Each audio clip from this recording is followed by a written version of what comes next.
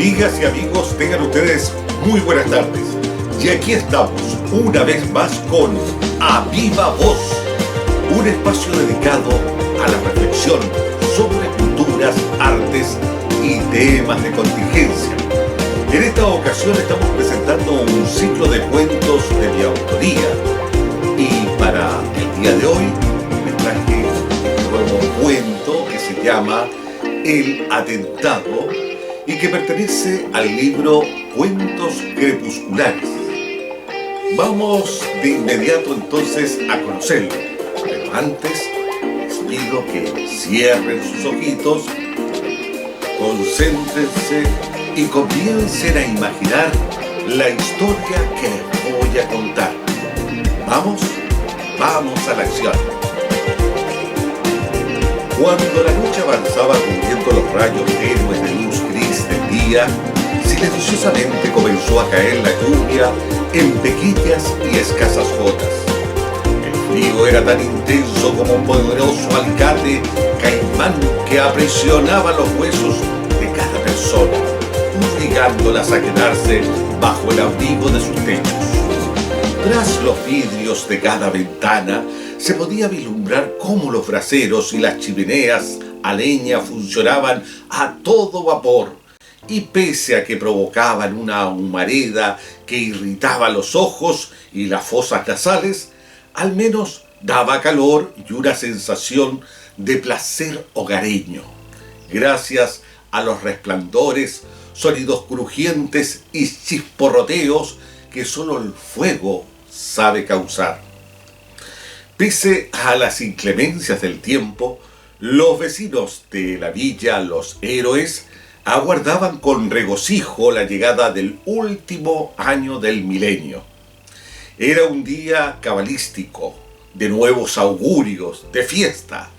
En la mayoría cundía un íntimo nerviosismo y pensamientos esperanzadores, de modo que si por el exclusivo hecho de cambiar la hoja del anuario, sus vidas mágicamente fueran a transfigurarse en otras, más venturosas y prósperas.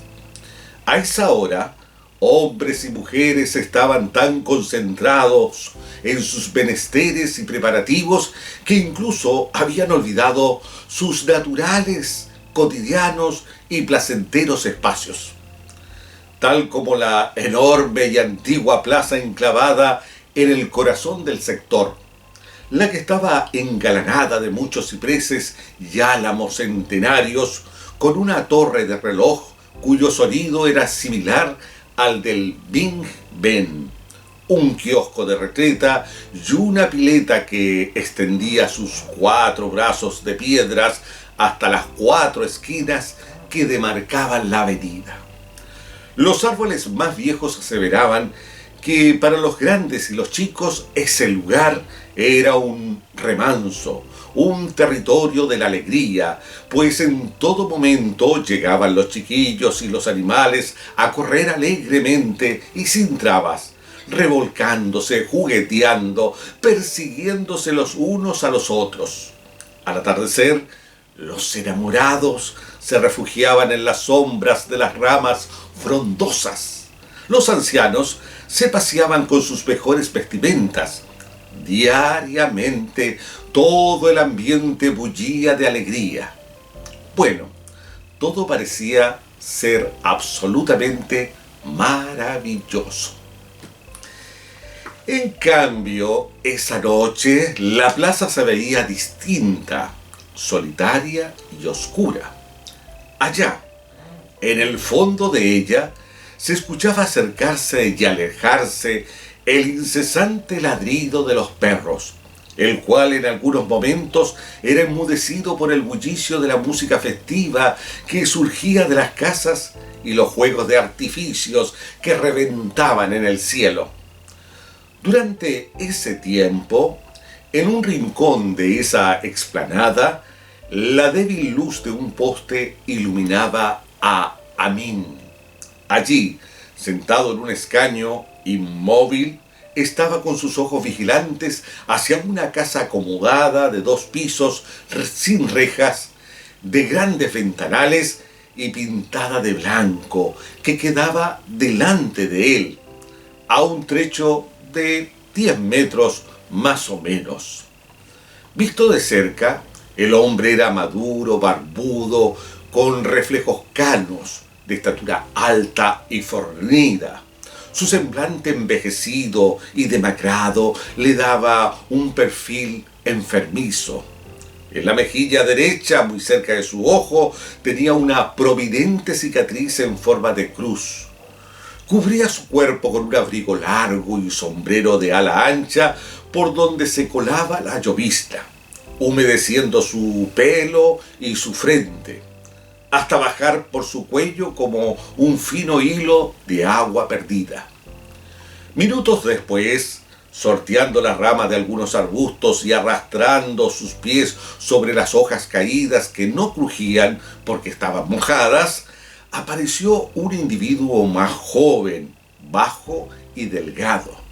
Tenía cejas pobladas y su tabique nasal fracturado como el de un boxeador.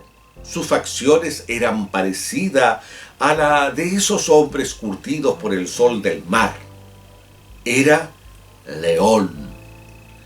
Extrañamente, vestía de la misma manera que Amín, pero en lugar de sombrero llevaba una bolsa de plástico amarrada a la cabeza.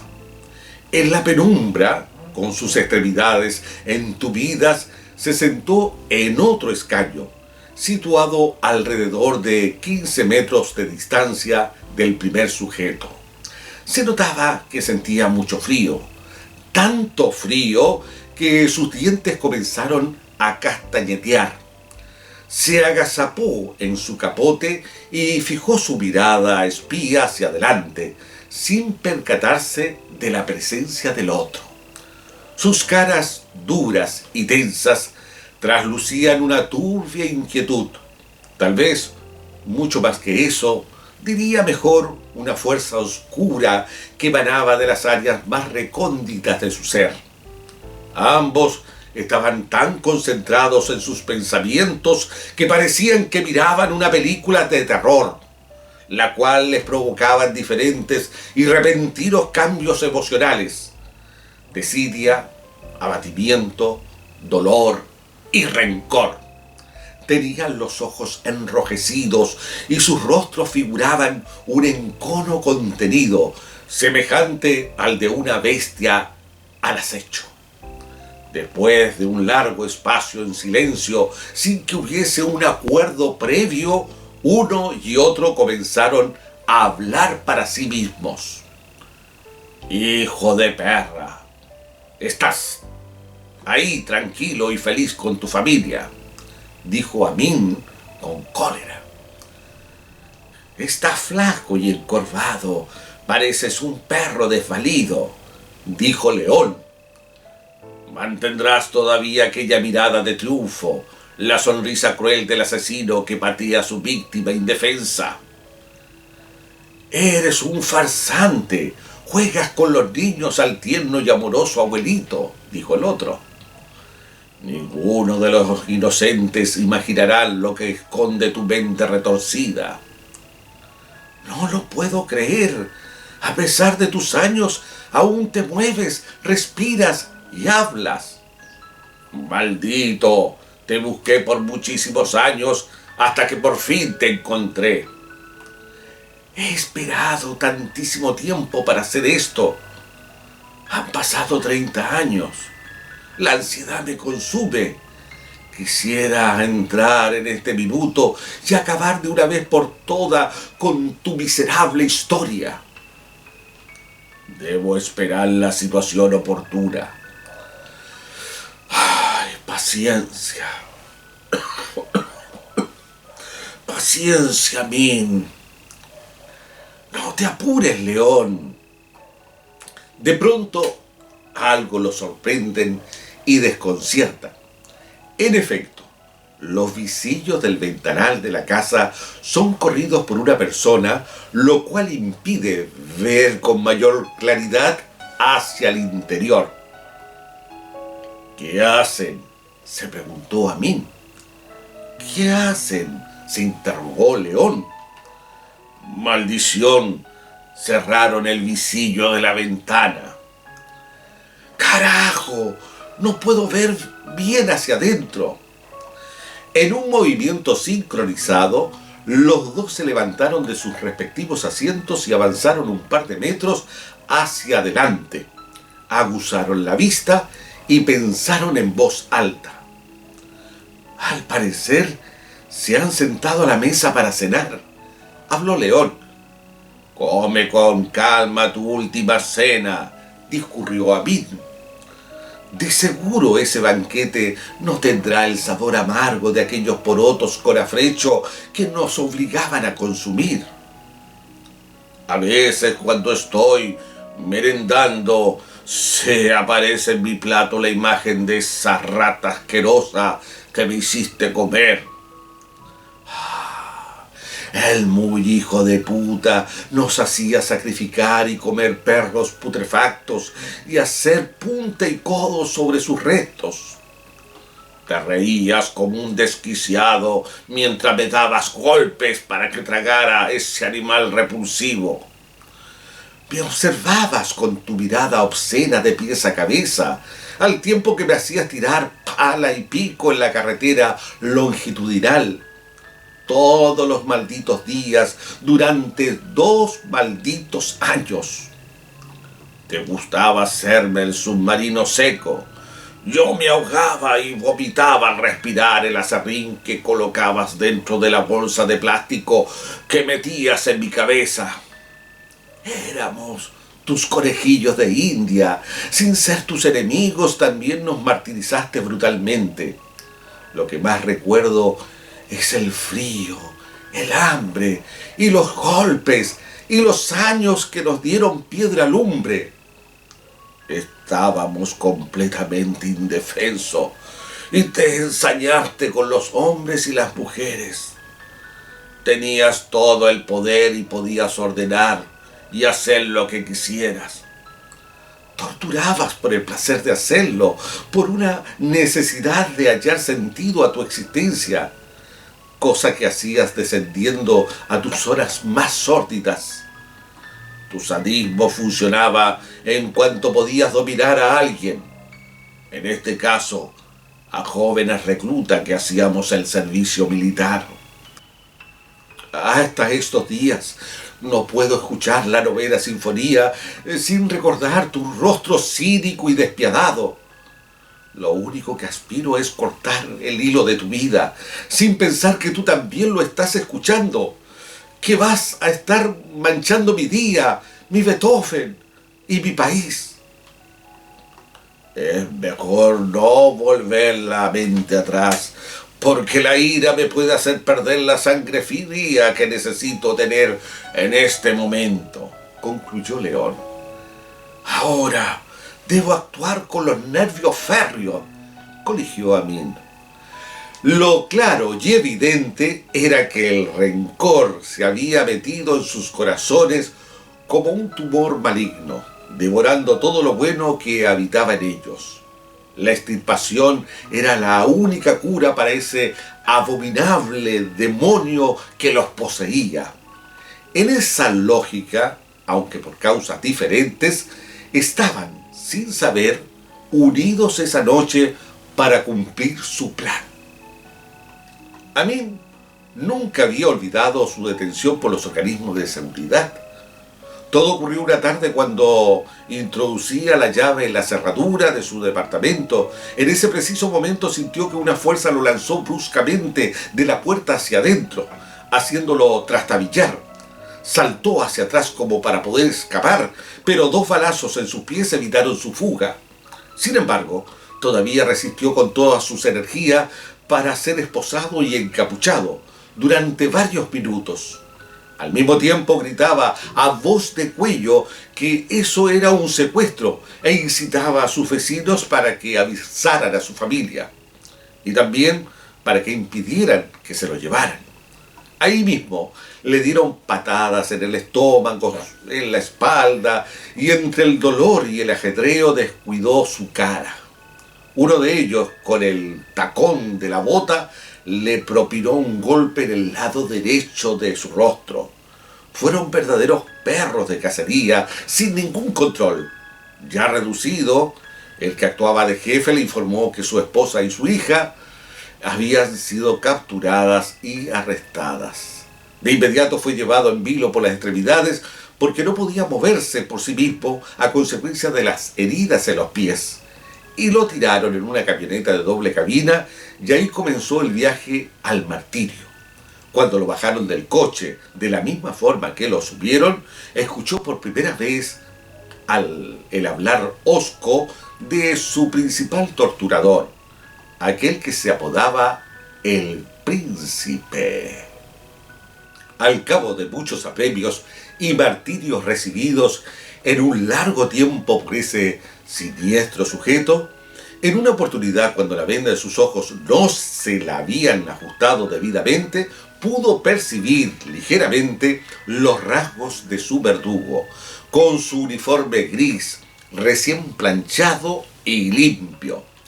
Esa imagen hasta el día de hoy jamás la había olvidado.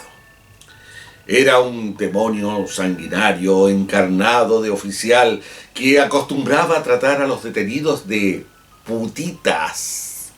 Y cuando ya estaba a punto de eliminarlos, les decía: «Me lo chupas si no quieres morir». Así había ocurrido con su esposa y con su hija, quienes no pudieron soportar los apremios y desaparecieron, sin dejar rastros de sus existencias. La historia de León tampoco había sido afortunada. Ingresó a los 18 años al servicio militar obligatorio, como cualquier hijo de vecino que debía cumplir con las leyes.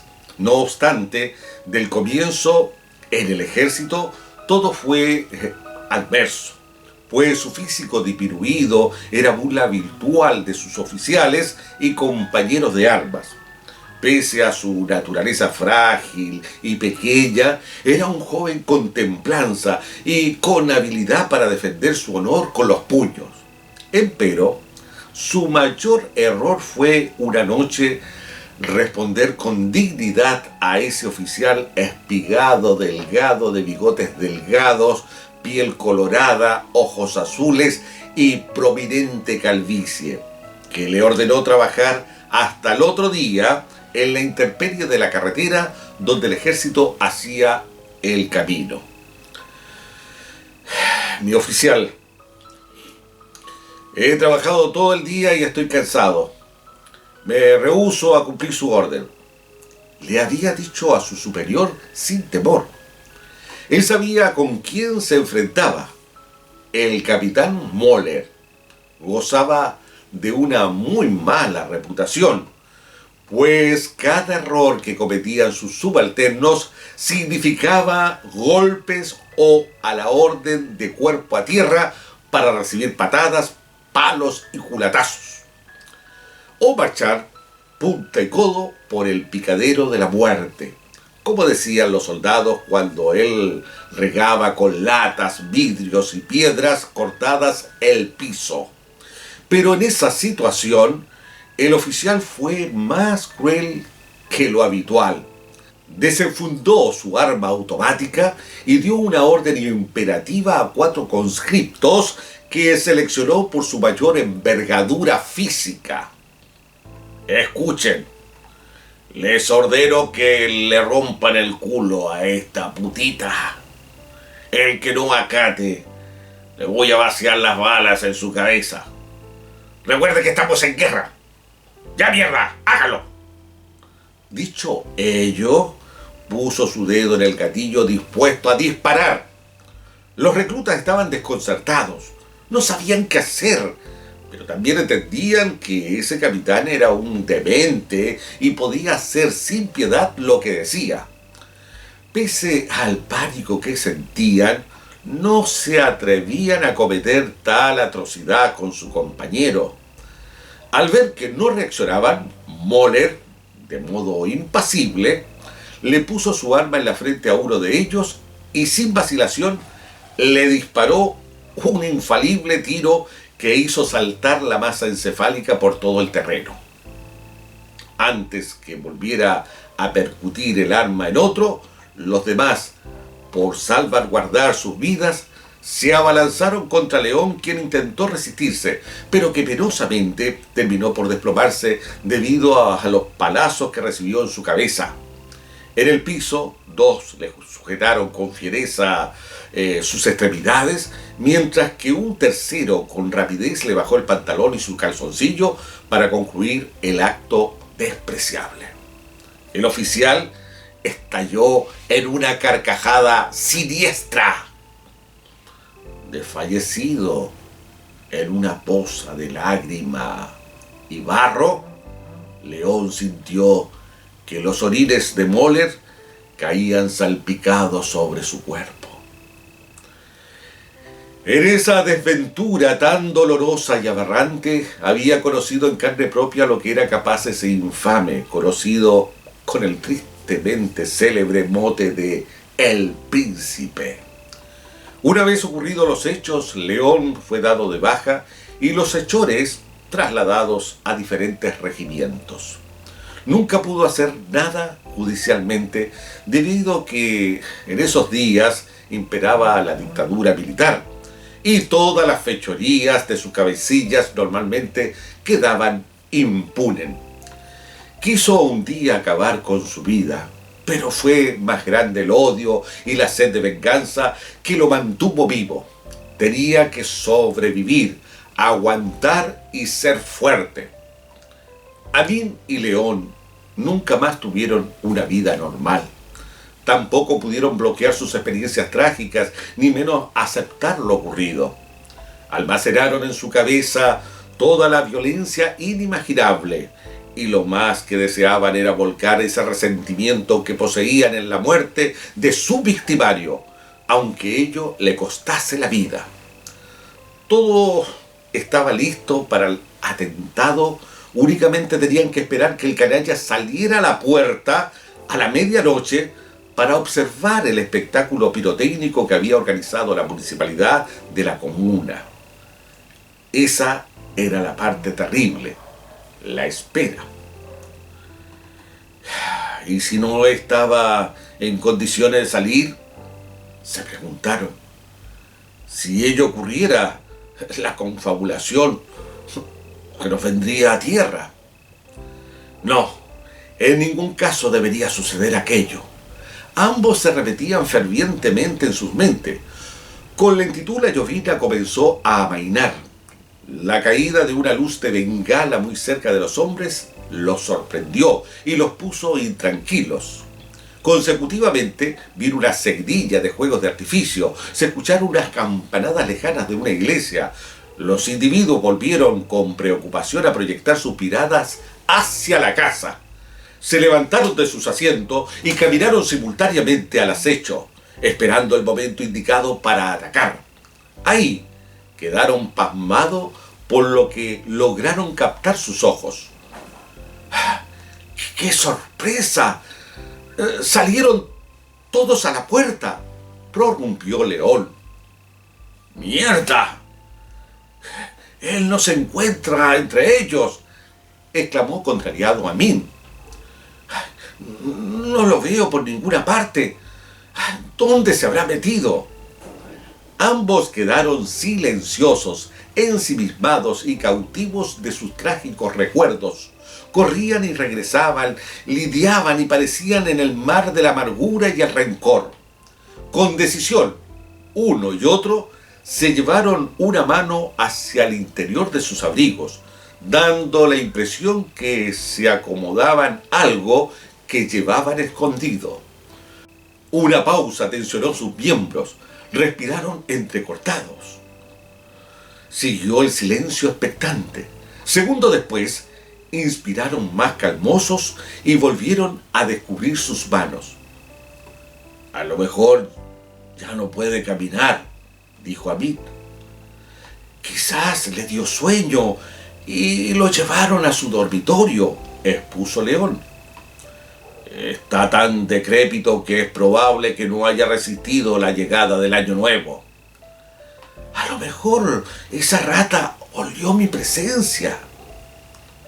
Es tan astuto que a lo mejor presintió que yo andaba por sus pasos. ¿Qué hago? se preguntó desconcertado León. ¿Qué hago?, se interpeló a sí mismo Amín. Tal vez debería actuar de inmediato y eliminar a todos. En un solo minuto podría hacer desaparecer del mapa a esa bestia y a su sagrada familia. No soy un asesino, aunque en ese invernadero de odio me instruyeron para asesinar. Nunca acepté ese lema que decían que matando gente podíamos enseñar a otra gente a no matar a otros. ¡Qué aberración! Vuestros muertos están allí, engullidos por el mar y la tierra, destripados, decapitados, reducidos a nada más que a una masa rojiza. Nuestros muertos están allí, aunque se hayan olvidado sus nombres, sus rostros y sus voces. Como quisiera que en un amanecer se levantaran todos ellos de sus fosas y volvieran a caminar firmes, lúcidos, colmados de alegría, y dijeran al unísono: todo fue un espantoso sueño. ¿Alcanza solo la justicia para vengar tanto horror? Pienso que la justicia es armonía. La venganza es una dicha íntima. Espera, León, no te pongas nervioso. Aguarda, Min. El minuto llegará. El cielo seguía cerrado. De vez en cuando un relámpago deslumbrante seguido de un sordo fragor cegaba los espíritus de aquellos seres atestados de muertos y incertidumbres.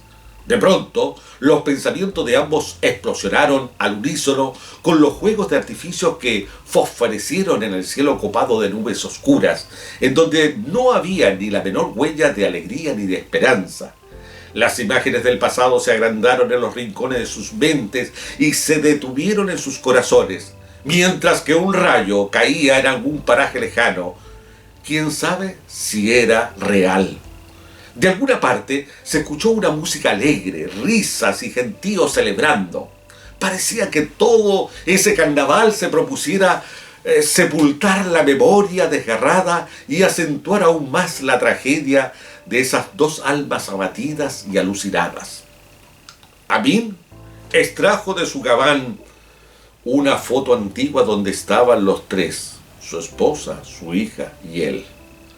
Prestó cuidado a la imagen, le dio un beso, se mordió los labios y la volvió a guardar en su ropa. ¡Qué ganas de abrazarlas y besarlas otra vez! Una lágrima cayó de sus ojos pidiéndoles perdón por no haber podido salvarlas.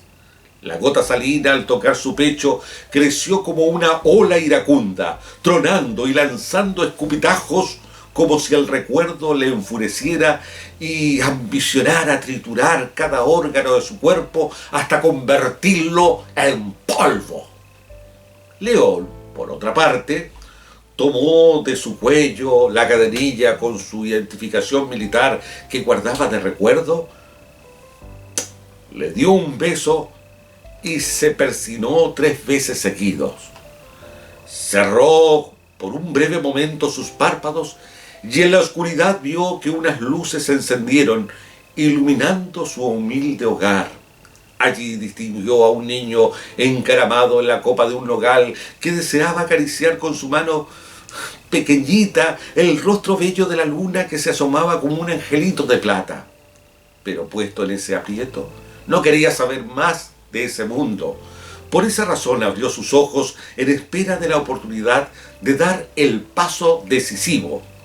Morir con dignidad era lo que más deseaba, porque sabía que no había nada peor en la vida que la deshonra. La humillación es una desdicha inmensa y demoledora. Le quita a uno las ganas de vivir.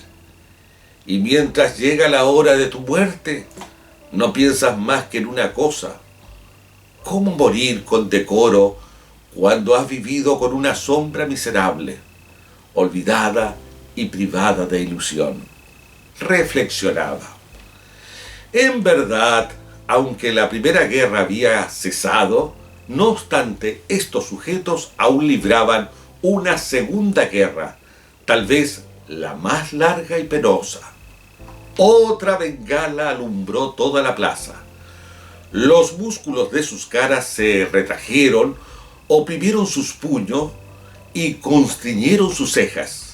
Con sus rostros casi azulados y sus labios apretados, que formaban unas líneas crueles y acusadoras, avanzaron 2 pasos más y sus ojos se encendieron al observar que en el umbral de la vivienda se encontraba el mismísimo príncipe, protegido por un pesado abrigo negro, bufanda y un sombrero de paño. Su hombro derecho lo tenía apoyado en el dintel de la puerta, al tanto que se sostenía en un bastón plegable con mango alemán de lujo. Todos sus rasgos no eran los mismos de hace 3 decenios atrás, y sin embargo seguía siendo el mismo con su bigote ridículo y su sonrisa hipócrita. El viejo, con sus ojos vagos, contemplaba embelesado la fanfarria de colores y sonidos ruidosos que se extendían por todos los escondrijos de las alturas, sin imaginar el abismo que se abría a sus pies, ni menos suponer que posiblemente esas serían sus postreras visiones que registrarían sus pupilas. Entonces, las mentes de ambos estallaron en fuego y dolores, y los dolores eran tan abrasadores e intensos como las llamas de la ira. Una mortal angustia volvió a remecer sus corazones, dejándolos helados como témpanos. ¡Ajá! ¡Ahí está el crápula!, expresó León con júbilo. ¡Por fin salió! Del mismo modo exclamó Amín. ¡Está solo, parado en su puerta! Amín, llegó el momento. ¡Perro sanoso! Tu putita te hará pagar lo que hiciste. Aquí viene tu muerte justa y soberana. Sus ánimos se agitaron, las orejas se pararon, las respiraciones se hicieron irregulares, las paredes de la boca se secaron, las miradas se pusieron duras y los corazones se aceleraron como caballos encabritados. Con un solo movimiento abrieron sus abrigos y descubrieron unas dinamitas amarradas a sus torsos. Uno y otro hicieron una honda aspiración para tomar fuerza. Después, con sus miradas, midieron el tramo que debían franquear para alcanzar aquella puerta. Resueltos, a paso rápido, cruzaron la calle, contando los segundos mentalmente. A no más de 3,5 metros de distancia en relación al blanco, a la par, dieron un grito destemplado. ¡Muerte al asesino! En esa álgida incidencia activaron sus mecanismos de explosivos y con ello liberaron sus vivencias internas empañadas de desesperanzas, humillaciones, tirrias y venganzas que los consumían. Sin pensarlo más, se lanzaron cual nadadores declavados contra el decrépito exoficial. Con todo, cuando sus cuerpos iban desplazándose raudamente por los aires a mediana altura, pudieron reconocer tardíamente algo que no podían creer, pero que ya no podían evitar. ¡Carajo!, gritó Amín espantado. ¡No es él!, chilló León. ¡Qué horror! ¡Pobre de mí! ¡Pobre del inocente!, gritaron ambos. En el evento resonaron 2 explosiones violentas que se confundieron con la lluvia que se desató impensadamente a mares, la música festiva que aumentó su volumen y la estridencia de la celebración que se desató a rabiar entre la mayúscula sarta de luces que iluminaron el cielo. Precisamente en ese pedazo de tiempo, los relojes dieron las 12 de la noche de ese último día del año y el comienzo del segundo milenio.